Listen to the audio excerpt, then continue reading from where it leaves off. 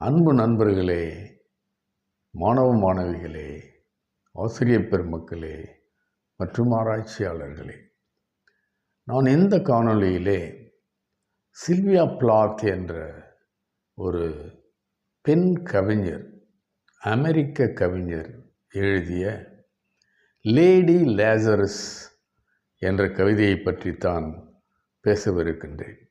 அந்த Sylvia Plath என்ற கவிஞரை திறனாய்வாளர்கள் பல்வேறு விதமாக வகைப்படுத்துகின்றனர். கன்ஃபெஷனல் போய்ட்ரி என்ற ஒரு வகை கவிதைகளை அவர் எழுதினார் என்றும், ஃபெமினிஸ்ட் கவிதைகளை அவர் எழுதினார் என்றும், இப்படி பல்வேறு விதமாக அவரை பற்றி எழுதுகின்றனர். ஆனாலும் அவர் ஒரு மிகச்சிறந்த ஒரு கவிஞர். அமெரிக்க இலக்கிய கவிதை வரலாற்றிலே அவருக்கென்று ஒரு தனி இடம் நிச்சயமாக உண்டு. ஜான் கீட்ஸ் போலவே அவர் இளம் வயதினிலேயே மரணத்தை தழுவினார். அதற்கு பல்வேறு காரணங்கள் உள்ளன. அவற்றையெல்லாம் நாம் பார்ப்போம். கவிதைக்கு போவதற்கு முன்பாக நேரடியாக அவருடைய லேடி லேசரஸ் என்ற இந்த கவிதைக்கு போவதற்கு முன்பாக அவரை பற்றிய சில வாழ்க்கை குறிப்புகளை நாம் தெரிந்து கொள்ள வேண்டியுள்ளது. அவர் 1932ஆம் ஆண்டு பிறந்தார். 1963ஆம் ஆண்டே மறைந்து விடுகின்றார். மிக சொற்பமான ஆண்டுகள் தான் அவர் வாழ்ந்தார். சில்வியா பிளாத்தை நாம் நினைவு கொண்டாலே அவருடைய வாழ்க்கை மிகவும் சோகம் நிறைந்த ஒரு வாழ்க்கை. துன்பம், வலி, வேதனைகள் மிகுந்த ஒரு வாழ்க்கை அது. ஆகையினால்தான் அவர் இந்த வகை கன்ஃபெஷனல் போய்ட்ரியை தேர்ந்தெடுத்தார் என்றே கூறலாம். அவர் எழுதிய முக்கியமான கவிதைகள் என்னவென்று பார்த்தோமேயானால், the Colossus and the other poems என்று 1960 அவர் எழுதினார். அது ஒரு கவிதை தொகுப்பு. 1965ஆம் ஆண்டு ஏரியல் என்று மற்றொரு கவிதை தொகுப்பை அவர் எழுதினார். அதில் பல கவிதைகள் உள்ளன. த பெல் ஜார் என்ற ஒரு செமி ஆட்டோபயோகிராபிக்கல் நாவலையும் அவர் எழுதியுள்ளார். பெரும்பாலும் இவருடைய படைப்புகள் அவருடைய வாழ்க்கையை சார்ந்ததாக உள்ளது. இவர் 10 வயது சிறுமியாக இருக்கும்போது அவருடைய குடும்பத்தினருடன் அவர் ஒரு சின்ன சுற்றுலாவுக்கு செல்கின்றார். அங்கே ஒரு குளத்திலே மூழ்கி விடுகின்றார். அப்போது அவர் அந்த சாவின் விளிம்புக்கே சென்று தப்பித்து விடுகின்றார். அது ஒரு ஆக்சிடெண்ட். அதன் பிறகு சில நாட்களிலேயே அவருடைய தந்தை ஆட்டோ பிளாத் என்கின்ற ஒரு ஜெர்மானியர், அவர் இறந்து விடுகின்றார். இது ஒரு பெரும் சோகம். சிறு வயதிலிருந்தே இவர் டிப்ரெஷன் என்று சொல்லப்படுகின்ற ஒரு விதமான மனச்சோர்வு நோயினால் அவதிப்படுகின்றார். அது தந்தை இறந்தவுடன் அந்த மனச்சோர்வு நோய் மிகவும் அதிகமாகி விடுகிறது. இவரின் தாய் மிக எளிமையான குடும்பத்தில் இருந்து வந்தவர். எப்படியோ இவர் கல்லூரிக்குள் நுழைந்து படித்து பட்டம் பெறுகின்றார். இவருக்கு நிறைய அகடமிக்காக ஒரு சக்சஸ்ஃபுல்லாக வர வேண்டும் என்கின்ற ஆசை. அப்போது ஹார்வர்ட் யூனிவர்சிட்டியிலே ஒரு ரைட்டிங் செமினார் என்ற ஒரு வகை செமினார் நடக்கிறது. அதிலே இவர் தன் ஆய்வுக்கட்டுரையை கொடுக்கின்றார். ஆனால் அந்த பல்கலைக்கழகம் அந்த ஆய்வுக்கட்டுரையை நிராகரித்து விடுகிறது. அது அவருக்கு மனதளவிலே ஒரு பெரும் தாக்கத்தை ஏற்படுத்துகிறது. அதன் பிறகு 1953ஆம் வருடம் அவருக்கு ஒரு 20 வயது இருக்கும் பொழுது தன் தாயின் தூக்க மாத்திரைகளை அளவுக்கு அதிகமாக சாப்பிட்டு தற்கொலை முயற்சியிலே ஈடுபடுகிறார். கிட்டத்தட்ட யாரும் பார்க்க முடியாத அளவிலே ஒரு அறைக்குள்ளே அவர் வீழ்ந்து சுருண்டு கிடக்கின்றார். அவரை மிக மோசமான நிலையிலே எடுத்து அவர்கள் காப்பாற்றி விடுகின்றனர்.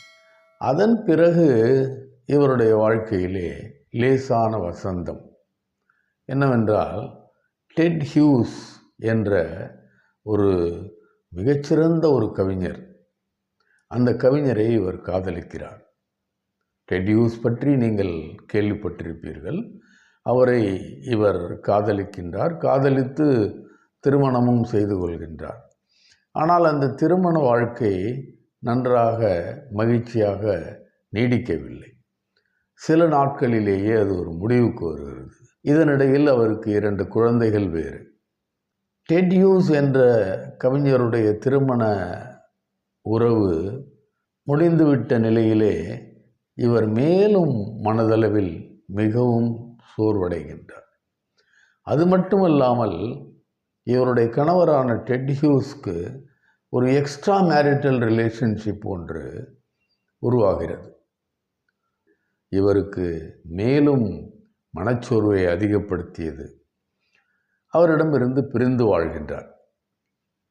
ஆக இந்த பின்னணியிலே தான் நீங்கள் இந்த கவிதையை புரிந்து கொள்ள வேண்டும். இந்த லேடி லாசரஸ் என்ற இந்த கவிதை 1962ஆம் ஆண்டு எழுதுகின்றார். இதை எழுதிய சில மாதங்களிலேயே அவர் இறந்து விடுகின்றார்.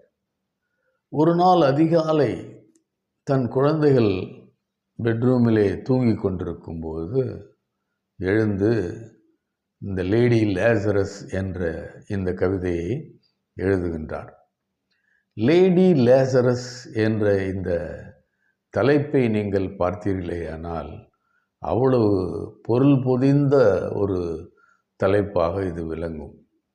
நீங்கள் பைபிளில், அதாவது நியூ டெஸ்டமெண்டில் சென்ட் ஜான் என்பவர் எழுதிய அந்த குறிப்பில் சாப்டர் 11 லைன்ஸ் 43-44 என்ற வரிகளிலே ஒரு ரெஃபரன்ஸ் வருகிறது.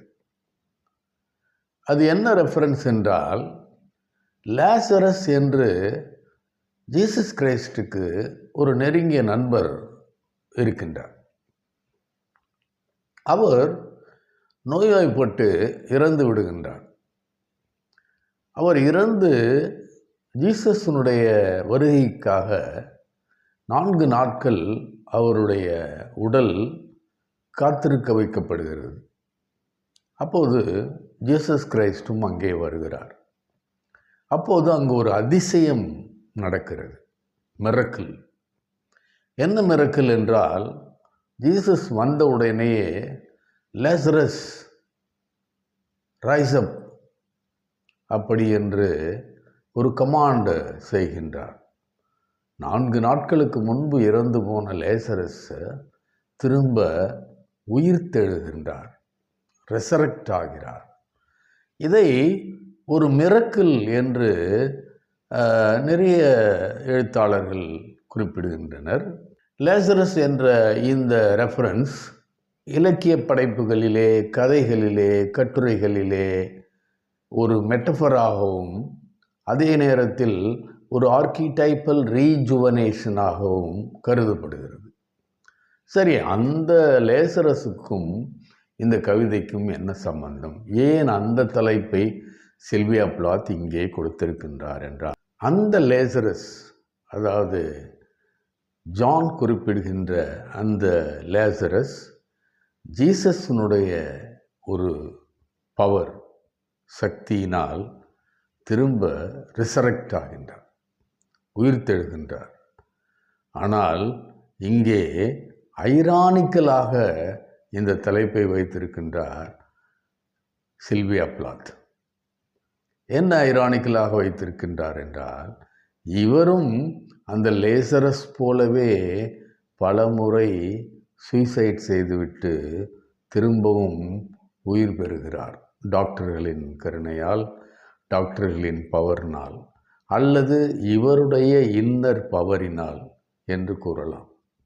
இதுதான் இந்த பர்சனல் லைஃபுக்கும் அந்த லேடி லேசரஸ் என்கின்ற பிப்ளிக்கல் ரெஃபரன்ஸ்க்கும் உள்ள ஒரு தொடர்பு. லேடி லேசரஸ், அவர் வெறும் லேசரஸ், இவர் லேடி லேசரஸ். இதை நீங்கள் தெரிந்து கொள்ளுங்கள். நாம் நேரடியாக தற்போது கவிதைக்கு போவோம். I have done it again. 1 in every 10. I manage it. A sort of walking miracle.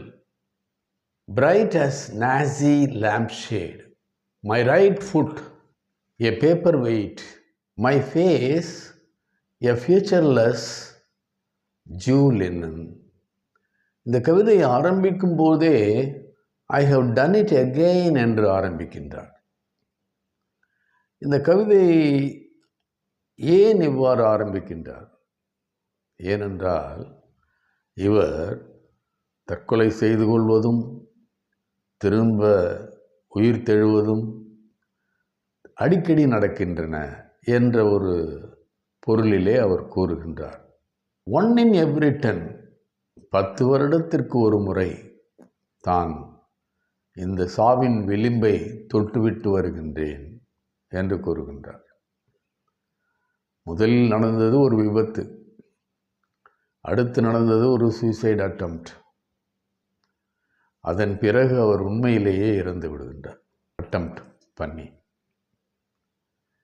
அதை முன்கூட்டியே அவர் உணர்ந்து இந்த வரிகளை அவர் எழுதுகின்றார். I have done it again, 1 in every 10. I manage it. I manage it. திரும்ப திரும்ப உயிர் தெழுவதற்கான சக்தி என் உள்ளே இருக்கிறது. அதை நான் அழகாக மேனேஜ் செய்கின்றேன். A sort of walking miracle. நான் உயிர் பெற்று எழுவதே ஒரு மிரக்கிள். எப்படி லேசரஸ் சென்ட் ஜானிலே உயிர் தெழுந்தது ஒரு மிரக்கிள் என்று கருதப்படுகிறதோ, அதை போலவே சில்வியா பிளாத் உயிர் தெழுவது ஒரு வாக்கிங் மிரக்கிள், ஒரு எடுத்துக்காட்டு. My right foot a paper wait. அவருடைய அந்த கால்கள் கட்டப்பட்டிருக்கின்றன, பேண்டேஜ். அவருடைய உடல் முழுவதும் பேண்டேஜ் சுற்றப்பட்டிருக்கிறது. அதிலும் அவருடைய கால்களை அவரால் அசைக்க முடியவில்லை. அது கிட்டத்தட்ட ஒரு பேப்பர் வெயிட் போல உள்ளது. இதனிடையே அவர் பிரைட் அஸ் நாசி லேம்ப்ஷேட் என்று குறிப்பிடுகின்றார். நாசி லேம்ப்ஷேட் என்பது ஒரு ஹோலோகாஸ்ட் இமேஜ் என்று கூறுவார்கள். இந்த கவிதை முழுக்கவே ஒரு ஹாரிட் இமேஜரி இருக்கின்றது. அந்த ஹாரிட் இமேஜரியை அவர் ஹோலோகாஸ்ட் இமேஜரியுடன் ஒப்பிட்டு தான் கூறுகின்றார். ஆக்சுவலாக அவருடைய உடல் இருக்கும் நிலைமையைத்தான் அவர் கூறுகின்றார். மிக வேதனை, வலி, துன்பம் இவையெல்லாம் சேர்ந்துதான் அவரை அந்த ஹோலோகாஸ்ட் இமேஜரியை உபயோகப்படுத்த வைக்கின்றது. நாசி லேம்ப்ஷேட் என்று நீங்கள் கேள்விப்பட்டிருப்பீர்கள். ஹிட்லரை பற்றியும் நீங்கள் கேள்விப்பட்டிருப்பீர்கள். அவர் எப்படி இயற்கையாகவே ஜூஸ் என்ற இனத்தின் மீது வெறுப்பு கொண்டவராக இருந்தார். அதனால் இந்த ஜூஸ் எல்லாரையும் கலெக்ட் செய்து கான்சன்ட்ரேஷன் கேம்பிலே அல்லது கேஸ் சேம்பரிலே விட்டு அவர்களை கொல்ல வைத்தார் என்பது நம்முடைய ஹியூமன் ஹிஸ்டரியிலே மறக்க முடியாத நிகழ்வுகள். அதில் சில விஷயங்கள் சொல்லப்படுகின்றன. அவைகள் உண்மையா இல்லையா என்பது பற்றி நமக்கு தெரியாது. ஆனால் அந்த இறந்தவர்களுடைய ஸ்கின்னிலிருந்து லேம்ப் ஷேட் தயாரிக்கப்பட்டதாக கூறுகின்றார்கள். இவளுடைய உடல்நிலையும் அவ்வாறு தான் இருக்கிறது. சில்வியா பிளாத்தின் உடல்நிலை ஒரு நாசி லேம்ப் ஷேட் போன்று கொடூரமாக உள்ளது என்று குறிப்பிடுகின்றார். ஆகையினால்தான் அந்த ஹிஸ்டாரிக்கல் ஹோலோகாஸ்ட் இமேஜஸை இங்கே கனெக்ட் செய்து தன்னுடைய உடல் ரணத்திற்காக அதை ஒப்பிடுகின்றார். அவருடைய ரைட் ஃபுட் ஒரு பேப்பர் வெயிட்டாக உபயோகப்படுத்தலாம். இதை கூட செய்தார்களாம். சில இறந்து போன மனிதர்களுடைய உடல் பாகங்களை அவர்கள் பேப்பர் வெயிட்டாக உபயோகப்படுத்தினார்கள், ஹிட்லர் அண்ட் ஆர்மி என்று கூறுகிறார்கள். ஆகையினால் தன்னுடைய வலது கால் ஒரு பேப்பர் வெயிட் என்ற ஒரு ரெஃபரன்ஸை இங்கே அவர் குறிப்பிடுகின்றார். My face a futureless Jew linen என்று கூறுகின்றார். இந்த ஜூஸ் இடையே ஒரு நம்பிக்கை என்னவென்றால், இறந்தவர்களின் உடல் மீது லினன் கொண்டு சுற்றுவார்கள். ஆகையினால்தான் இவளுடைய உடலும் அந்த ஜூ லினனை இவருக்கு நினைவுபடுத்துகிறது. Peel off the napkin, O my enemy, do I terrify. என்னுடைய மேலே சுற்றி இருக்கும் அந்த துணிகளை அகற்றுங்கள். ஓ மை எனிமீஸ் என்று கூறுகின்றார். இங்கே எனிமீஸ் என்று அவர் குறிப்பிடுவது மருத்துவர்களை. ஏனென்றால் அவன் மிகுந்த வேதனையிலே தான் அந்த முடிவை எடுக்கின்றான்.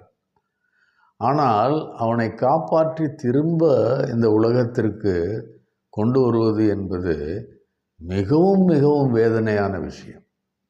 அதனால்தான் அந்த மருத்துவர்களை இவர் கடிந்து கொள்கின்றார். ஓ மை எனிமி என்று. Peel off the napkin, do I terrify, do I terrify. நான் உங்களை பயமுறுத்துகின்றேனா? என்னுடைய உடல், என்னுடைய முகம் எல்லாம் டிஸ்ஃபிகர் ஆகியிருக்கிறது. கிட்டத்தட்ட என்னுடைய கலர் பேலாக இருக்கின்றது, என்னுடைய தோள்கள் உரிந்து காணப்படுகிறது, கண்கள் சங்கனாக இருக்கின்றது. இதையெல்லாம் பார்ப்பதற்கு உங்களுக்கு பயமாக இருக்கின்றதா என்று கேட்கின்றார். The nose, the eye pits, the full of teeth, the sour breath will vanish in a day. Soon, soon, the flesh, the grave cave yet will be at home on me. The nose, the eye pits, the full of teeth, என்னுடைய மூக்கு, என்னுடைய குழிவிழுந்த கண்கள், நிறம் மாறிய எனது பற்கள் will vanish in a day. இதெல்லாம் ஒரு நாள் மறைந்து போய்விடும். 10 வருடங்களுக்கு ஒரு முறை. என்ன வேதனை இது! Am I a smiling woman? I am only 30. Unlike the cat, I have 9 times to die. This is number 3. What a trash to annihilate each decade. ஒரு 10 வருடத்திற்கு ஒரு முறை. என்ன வேதனை இது! என் புன்னகை நிஜமான புன்னகை என்றா நினைக்கின்றீர்கள்? இந்த இடத்திலே நாம் லிட்ரலாக அவருடைய வேதனை என்ற ஒரு விஷயத்தை எடுத்துக்கொள்ளக்கூடாது. அந்த வேதனை எதனால்? இந்த வாழ்க்கை அவருக்கு என்ன விஷயத்தை தந்திருக்கிறது? இந்த வாழ்க்கை அவருக்கு மகிழ்ச்சியை தந்திருக்கிறதா? ஒரு மகிழ்ச்சியும் தரவில்லை.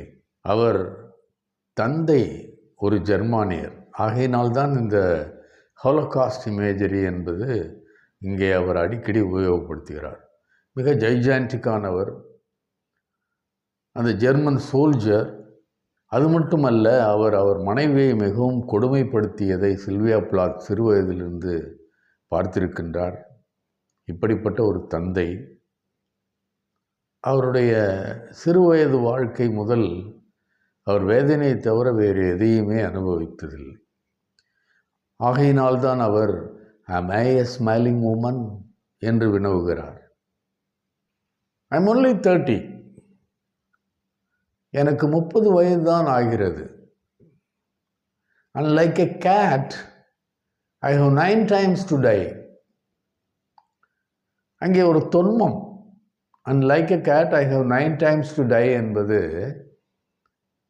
ஒரு தொன்மம். அப்போது அது வழக்கத்திலே இருந்தது. பூனை 9 முறை விபத்தில் சிக்கி இறந்து மறுபடியும் உயிர்த்தெழும் என்ற ஒரு தொன்மம். அதை இங்கே உபயோகப்படுத்துகிறார். So 9 times I have 9 times to die. 9 முறை நான் சாகலாம், அந்த பூனையை போல. இது 3வது முறை. ஆக இன்னும் 6 முறை பாக்கி இருக்கிறது. இது ஒரு லைட்டர் டோனில் உங்களுக்கு தெரிந்தாலும் கூட அது எவ்வளவு வேதனை மிகுந்த வரிகள் என்று நீங்கள் உணர வேண்டும். மேலும் இந்த கவிதை வரிகளை நீங்கள் நன்றாக உற்று நோக்கினீர்களேயானால் ஒரு விஷயம் புலப்படும். இந்த மக்கள் தன்னை எவ்வாறு ஒரு காட்சி பொருளாக, ஏதோ சர்க்கஸ் பார்ப்பது போன்று பார்க்கின்றார்கள். அவருடைய வேதனையை அவர்கள் புரிந்து கொள்ளாமல் ஏன் இந்த ஆர்வத்தை காட்டுகிறார்கள் என்பதைத்தான் அவர் வரும் வரிகளிலே கூறுகின்றார். வாட் அ மில்லியன் ஃபிலமெண்ட்ஸ், என்ன ஒரு வெளிச்சம். இந்த இடத்துல நீங்கள் அந்த மீனிங்கை லிட்ரலாக எடுத்துக்கொள்ளாதீர்கள். வாட் அ மில்லியன் ஃபிலமெண்ட்ஸ் என்றால் என்ன ஒரு ஒளி வெளிச்சம். எது நான் திரும்ப உயிர் பெற்று வாழ்ந்தது இந்த மக்களுக்கு. சர்க்கஸிலே பார்த்தீர்களே ஆனால் பல லைட்ஸ் எல்லாம் போட்டு மிக நன்றாக அலங்கரித்திருப்பார்கள். அந்த வெளிச்சம், அந்த காட்சி பொருட்கள், இவற்றையெல்லாம் பார்க்க மக்கள் ஓடோடி வருவார்கள். அந்த அர்த்தத்திலே தான் நான் என்ன ஒரு காட்சி பொருள். ஃபிலமெண்ட்ஸ் என்றால் அந்த நீங்கள் பார்த்திருப்பீர்கள், விளக்கிலே இருக்கக்கூடிய அந்த மெல்லிய எரியக்கூடிய ஃபிலமெண்ட்ஸ். மில்லியன் ஃபிலமெண்ட்ஸ் எரிந்தால் என்ன வெளிச்சம் கிடைக்குமோ அதுபோலத்தான் என்னுடைய வாழ்க்கை. What a million filaments. The peanut crunching crowd. The peanut crunching crowd. திரைப்படம் பார்க்கும்போது திரைப்படத்தை ரசிப்பார்கள், அதே நேரம் அந்த மணிலா பயர்கள் போன்ற விஷயங்களை எடுத்து கொறித்து கொண்டே இருப்பார்கள், பாப்கார்ன் கொறித்து கொண்டே இருப்பார்கள். அவர்களுக்கு நான் ஒரு நல்ல காட்சி பொருள். யாருக்கு? இந்த மக்களுக்கு. த பீனட் கிரன்ச்சிங் க்ரௌட்.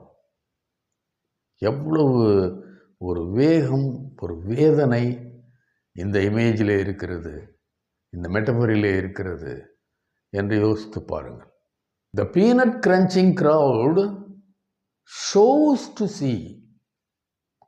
shows என்றால் அடித்து நெருக்கி தள்ளி கொண்டு.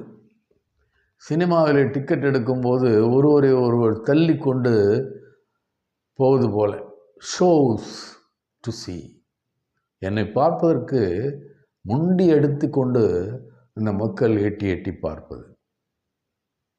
இந்த மக்களின் வாய்களுக்கு நான் ஒரு அவல்.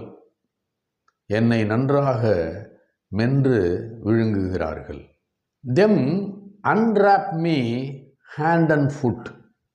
The big striptease. அந்த என்னுடைய பேண்டேஜ் அதை பிரிக்கும்போது, தலையிலிருந்து கால் வரை அதை பிரிக்கும்போது கண்கொட்டாமல் பார்க்கின்றார்கள். இது த பிக் ஸ்ட்ரிப்டீஸ். ஸ்ட்ரிப்டீஸ் என்பது ஒரு வல்கரான இமேஜ். த பிக் ஸ்ட்ரிப்டீஸ் என்றால் இங்கே வல்காரிட்டி இருக்கிறது. அதாவது சில மேடைகளிலே சில அழகிகள் ஆடும்போது ஒவ்வொன்றாக ஆடைகளை கழற்றி போட்டுக்கொண்டே இருப்பார்கள். ஸ்ட்ரிப்டீஸ் என்பார்கள் அதை. அதுபோல இந்த மக்களுக்கு நான் ஒரு ஸ்ட்ரிப்டீஸாக விளங்குகின்றேன். என் தனிமையின் மீது படையெடுக்கும் அவர்களுடைய கண்கள் எவ்வளவு கொடுமையானது என்று வேதனைப்படுகின்றார். These are my hands, my knees. I may be skin and bone. என்னுடைய கைகளை பாருங்கள், நான் ஒரு ஸ்கெலிட்டன் போலத்தான் இருக்கின்றேன். நன்றாக பாருங்கள், பார்த்து கொள்ளுங்கள். Nevertheless, I am the same identical woman. அதே சில்வியா பிளாத் தான். உங்களை மாதிரியே நானும் ஒரு பெண் தான். எனக்கும் உணர்வுகள் இருக்கின்றன, எனக்கும் மானம் இருக்கின்றது என்றெல்லாம் துயரப்படுகின்றார், வேதனைப்படுகின்றார், வலியில் துடிக்கின்றார். இதுதான் என் கண்கள், இதுதான் என் கைகள், இதுதான் என்னுடைய கால் பகுதி, முட்டி. எப்படி இருந்தாலும் நான் ஒரு பெண். அதே பெண், அதே சில்வியா பிளாத், உங்களைப் போன்றே மனம் படைத்த ஒரு பெண். எனக்கும் இதயம் இருக்கிறது, எனக்கும் உணர்வுகள் உண்டு. இதுதான். The first time it happened, I was 10. It was an accident. The second time, I meant to lost it out and not come back at all. I rocked shut as a seashell. They had to call and pick the worms of me like sticky pearls. முதல் தடவை எனக்கு நடந்தது ஒரு விபத்து. அதை பற்றி நான் ஏற்கனவே கூறினேன். அவர் குடும்பத்துடன் சுற்றுலா செல்லும்போது ஒரு ஏரியிலே விழுந்து கிட்டத்தட்ட இறப்பின் விளிம்பிற்கே சென்று தப்பித்து விடுகின்றார். அடுத்த முறை இவர் தற்கொலை முயற்சியை செய்கின்றார். தன்னுடைய தாயின் தூக்க மாத்திரைகளை உண்டு அந்த அறையை சாத்தி கொண்டு பல நாட்கள் அங்கேயே கிடக்கின்றார். யாரும் பார்க்கவில்லை. அவர் உடம்பிலே வேர்ம்ஸ் உருவாகி அது முத்துக்கள் போல ஒட்டி கொண்டிருந்தது. இந்த நிலையிலே தான் அவரை மீட்டெடுத்தார்கள். இந்த வரிகள் மிக முக்கியமானது. Dying is an art like everything else. இது மிக புதிதான ஒன்று. கலையிலே நாம் எவ்வளோ கலைகள் இருக்கதை பார்க்கிறோம். மியூசிக் ஒரு கலை, ஃபைன் ஆர்ட்ஸ் ஒரு கலை, எவ்வளோ கலைகள் இருக்கின்றன. சில்வியா பிளாத்தை பொறுத்தவரை dying is an art like everything else. I do it exceptionally well. இந்த கலையை நான் செவ்வனே செய்கின்றேன். இது ஒரு லைட்டர் டோனாக தெரிந்தாலும் கூட அந்த வரிகளில் உள்ள வேதனையை நீங்கள் பார்க்க வேண்டும். Dying is an art like everything else. I do it exceptionally well. இந்த கலை எனக்கு நன்றாக தெரியும். I do it so it feels like hell. இதை நான் ஏன் செய்கின்றேன் என்றால் நரகத்தை க்ளோஸாக சென்று பார்த்துவிட்டு வரலாம் அல்லவா? I do it so it feels real. I guess you could say I be called என்று சொல்லிக்கொண்டே வருகின்றார். சாவது சுலபம், அது ஈஸி. ஆனால் திரும்ப உயிர் பெற்று வந்து இந்த உலகத்தை பார்ப்பது என்பது நரகம்.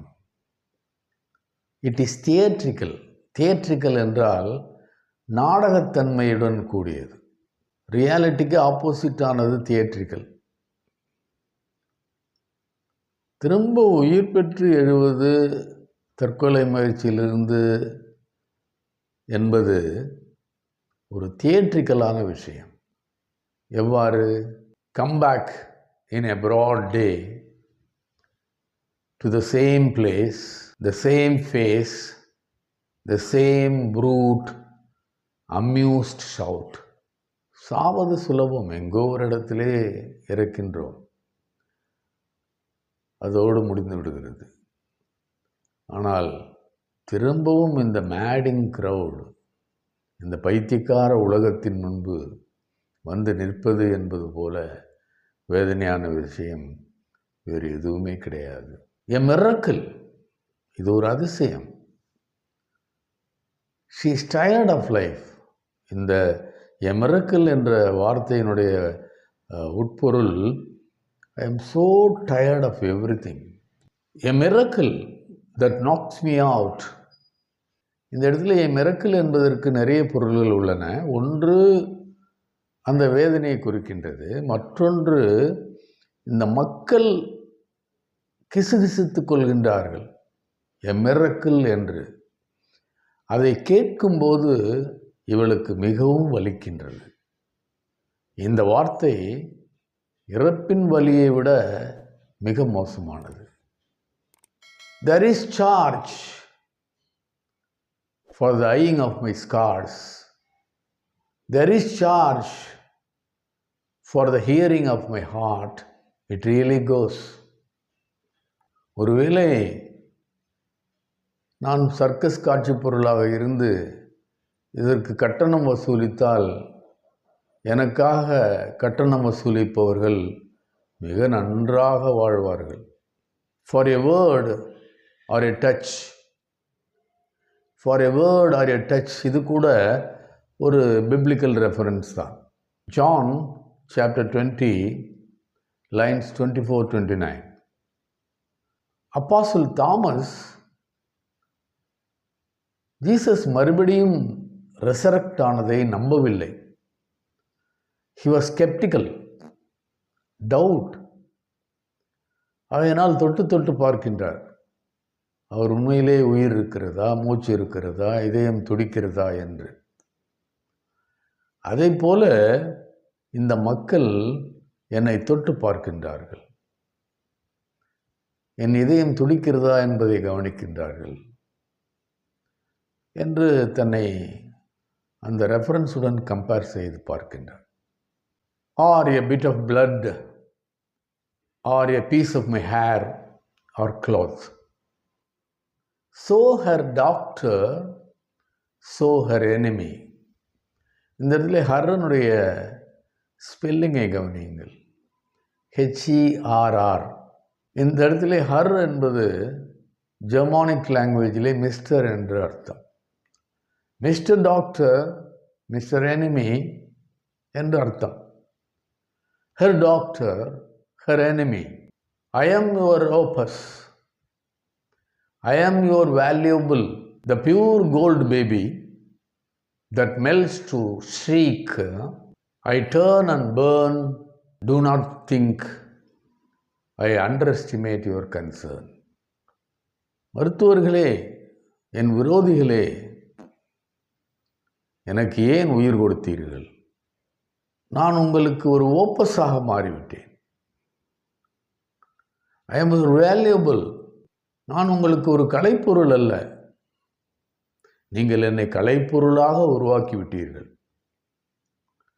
ஆனால் உண்மையில் நீங்கள் என்னை அடிமைப்படுத்தி விட்டீர்கள், அப்ரஷன் செய்து விட்டீர்கள். அதுதான் உண்மை. The pure gold baby.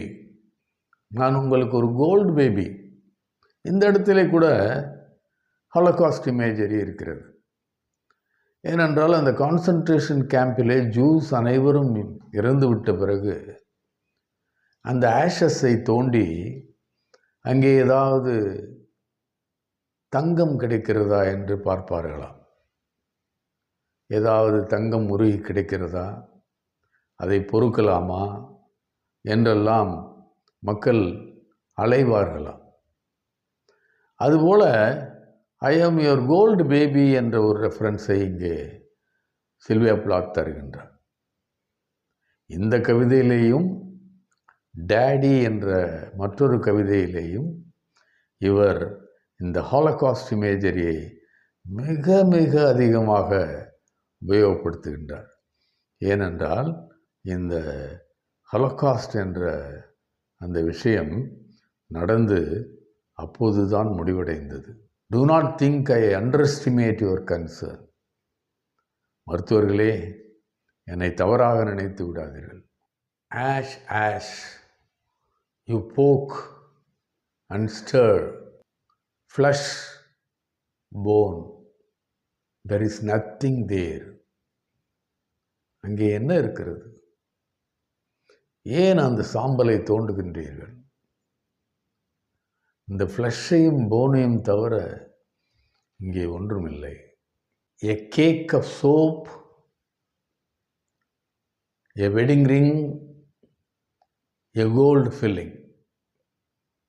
இந்த 3 வரிகளுமே மறுபடியும் அந்த ஹாரிட் ஹாலோகாஸ்ட் இமேஜரியைத்தான் குறிப்பிடுகிறது.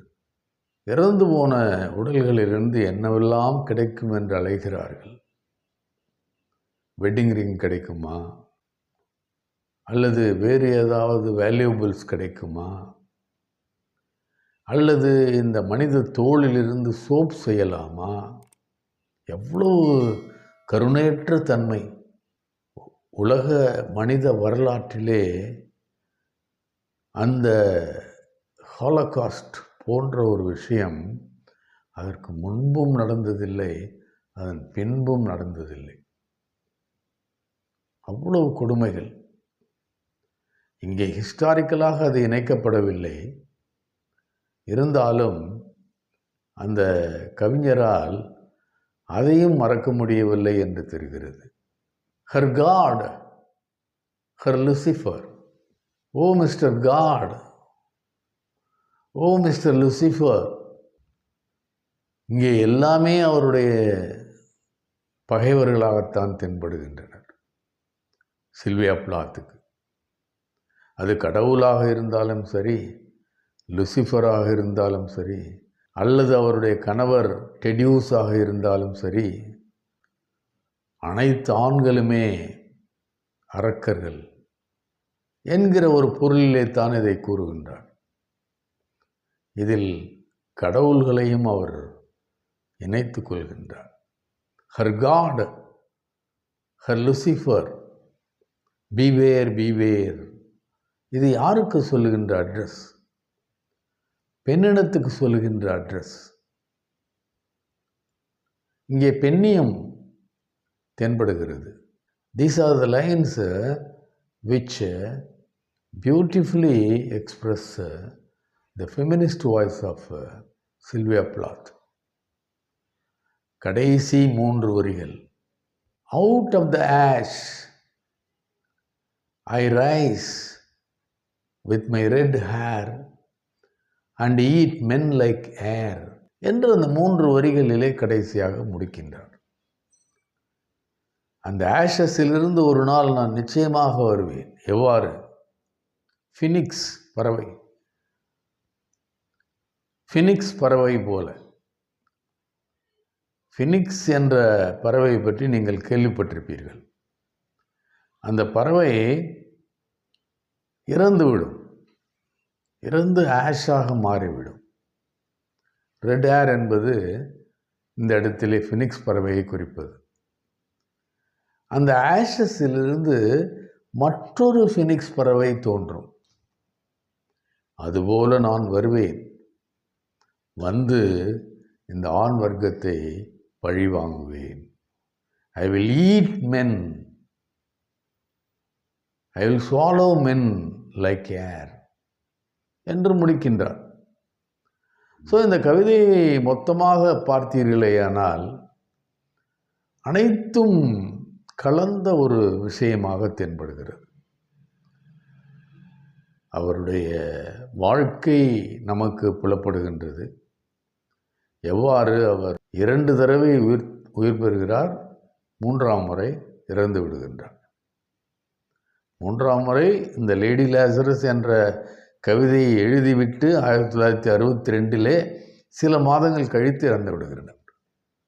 அந்த ஒரு வாழ்க்கை குறிப்பை பற்றி அவர் சொல்கின்றார். அதன் பிறகு எவ்வாறு அந்த இறப்பிலிருந்து தான் மீண்டும் மீண்டும் மீண்டு வருவது, அந்த வேதனையை மேலும் அனுபவிப்பது என்பது போன்ற விஷயங்களை கூறுகின்றார்.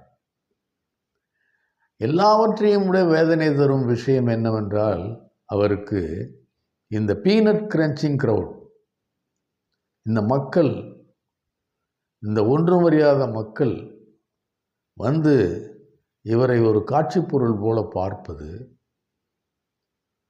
அந்த கடைசி 3 வரிகளிலே அவர் வெளிவருகின்றார் ஓப்பனாக. என்னவென்றால், டெடியூஸ் என்பவர் அவரது கணவர், அவரும் ஒரு கவிஞர். அசியா விவில் என்ற மற்றொரு பெண்ணை அவர் திருமணம் செய்து கொண்டிருந்தார் அல்லது அஃபேருடன் இருக்கின்றார். இந்த வேதனை, இது போன்ற வேதனைகளை அவர் இங்கே பிரதிபலிக்கின்றார். ஒரு ஃபெமினிஸ்ட் வாய்ஸும் இந்த கவிதையிலே தெரிகிறது.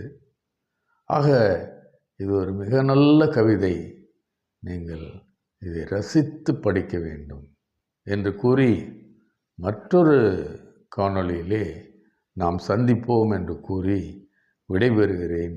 நன்றி, வணக்கம்.